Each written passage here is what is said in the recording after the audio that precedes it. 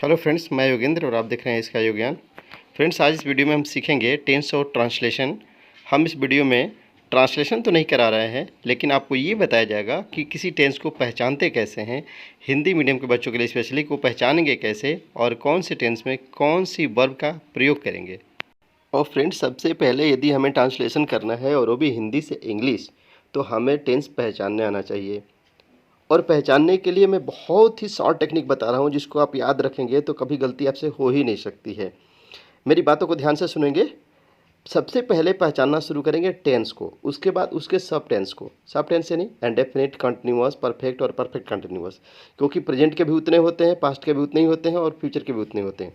तो सबसे पहले हम टेंस पहचानेंगे, जैसे प्रेजेंट टेंस, पास्ट टेंस और फ्यूचर टेंस की पहचान क्या है। उनके सब टेंस की पहचान नहीं, हम पहले तीनों के पहचान को समझ लेंगे, फिर उसके बाद सब टेंस को भी हम पहचानना शुरू करेंगे। देखेंगे यदि हिंदी का वाक्य लिखा हो और हमें ट्रांसलेशन करना हो, तो देखेंगे कि लास्ट में क्या लिखा हुआ है। एकदम लास्ट में हिंदी का कोई सेंटेंस हो तो लास्ट में क्या लिखा हुआ है। यदि लास्ट में है, हूँ, हो, ऐसा कुछ लिखा हुआ है तो डेफिनेटली प्रेजेंट टेंस होगा। प्रेजेंट टेंस की पहचान है। मैं इंडेफिनिट, कंटिन्यूअस, परफेक्ट और परफेक्ट की बात नहीं कर रहा हूँ, सिर्फ प्रेजेंट की बात कर रहा हूँ। प्रेजेंट टेंस होगा यदि है, हूँ, हो ऐसा आ रहा है तो। और यदि कोई हिंदी का वाक्य हो और लास्ट में था, थी, थे, फिर या, ई, ए ऐसा कुछ आ रहा है तो वहाँ पर पास्ट टेंस होगा। जैसे आया, आई, ऐसा कुछ, तो पास्ट टेंस होगा। और यदि कोई हिंदी का सेंटेंस है और लास्ट में गा, गी, गे या फिर ऊँ, ए, जैसे वह आएगा, मैं जाऊँ, आपको जाना चाहिए, ऐसा कुछ लिखा हुआ है, तो आप पहचान लेंगे कि यह फ्यूचर टेंस ही है और कोई हो ही नहीं सकता। और अब देखेंगे कि हर एक टेंस, टेंस यानी काल, समय, हर एक समय को एक कालचक्र में बांटा गया है। एक समय है जिसको 4 भागों में डिवाइड किया गया है। जिसे प्रेजेंट टेंस में वर्तमान काल भी है तो उसको 4 पार्ट में डिवाइड किया गया है, फ्यूचर को भी 4 पार्ट में डिवाइड किया गया, पास्ट को भी 4 पार्ट में डिवाइड किया गया और सबका एक ही नाम रखा गया है। एक समय है इंडेफिनिट, एक कंटिन्यूअस, एक परफेक्ट और एक परफेक्ट कंटिन्यूअस। इंडेफिनिट जो अनिश्चित काल के लिए होता है। अनिश्चित मतलब क्या है ये समझना होगा, और अनिश्चित की पहचान क्या है ये भी आपके सामने लिखा हुआ है। इंडेफिनिट का मतलब अनिश्चित, मैं पढ़ता हूँ तो कब तक पढ़ूँगा ये कोई निश्चित नहीं है, इसलिए इसको इंडेफिनिट कहा गया है। कंटिन्यूअस जो जारी है, जो चल रहा है, यानी कोई काम चल रहा है, जैसे मैं पढ़ रहा हूँ तो ये शो करता है कि काम जारी है, वर्क हो रहा है।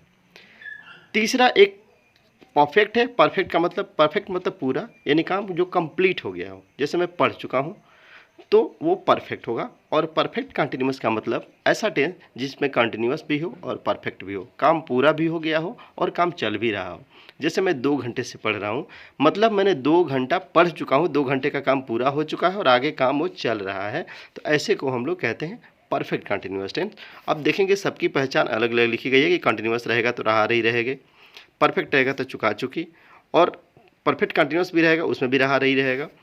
और सब में यदि रहा रही में है लगा है तो प्रेजेंट कंटिन्यूअस हो जाएगा, रहा रही में था लगा है तो पास्ट कंटिन्यूअस हो जाएगा, रहा रही में गागेगी लगा है तो फ्यूचर टेंस हो जाएगा। ऐसे ही चुका चुकी चुके में यदि है लगा है तो फिर प्रेजेंट हो जाएगा, और यदि उसमें था लगा है तो पास्ट परफेक्ट हो जाएगा, और गागेगी लगा तो फ्यूचर। ऐसे ही सबको हम एक एक करके हम अलग अलग पहचान में बांट लेते हैं, यदि आपको पहचान करने सही से आता है तो। इसका मतलब यदि कोई सेंटेंस लिखा हो कि मैं 2 घंटे से पढ़ रहा हूँ और इसको पहचानना हो तो लास्ट में देखते हैं कि है लगा है, इसका मतलब कि प्रेजेंट है, और रहा रे लगा है मतलब कंटिन्यूअस है, और 2 घंटा से पढ़ रहा है, कुछ समय पूरा हो चुका है, इसका मतलब परफेक्ट कंटिन्यूअस है। ऐसे सेंटेंस को पहचानते हैं। अब इसी में सबके हेल्पिंग वर्ब को भी देख लेते हैं। हमने बताया था हेल्पिंग वर्ब 3 होती है, इसके पहले वाली वीडियो में बताया हुआ है कि 3 ही सहायक क्रिया होती है।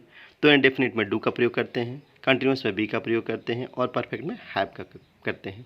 और चौथा जो है परफेक्ट कंटिन्यूअस है, मतलब परफेक्ट भी और कंटिन्यूअस भी है, तो उसमें हैव का भी प्रयोग होगा और बी का भी प्रयोग होगा।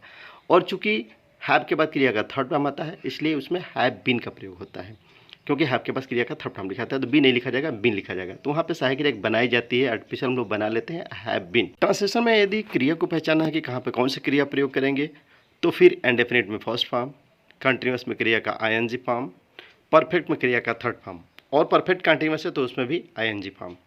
तो हमें फर्स्ट फॉर्म, आईएनजी फॉर्म और थर्ड फॉर्म, 3 याद रखना है।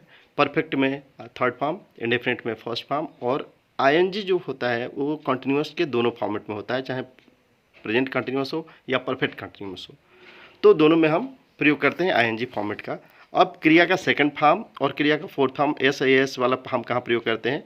ये इंडेफिनिट में ही प्रयोग होता है, जब सहायक क्रिया का प्रयोग नहीं होता है तो वहाँ पे हम प्रयोग करते हैं। जब इसकी डिटेल हम पढ़ाएंगे तो वहाँ पे बता देंगे। फ्रेंड्स, मैंने इस वीडियो में सिर्फ ये बताने की कोशिश की है कि किस हिंदी के सेंटेंस को कैसे पहचानेंगे कि कौन सा टेंस है और उसमें कौन सी हेल्पिंग वर्ब प्रयोग करेंगे और कौन सी वर्ब का फॉर्म प्रयोग करेंगे। सिर्फ इतना मैंने इस वीडियो में बताने की कोशिश की है। यदि वीडियो पसंद आई हो आप लाइक सब्सक्राइब जरूर करेंगे। Thank you.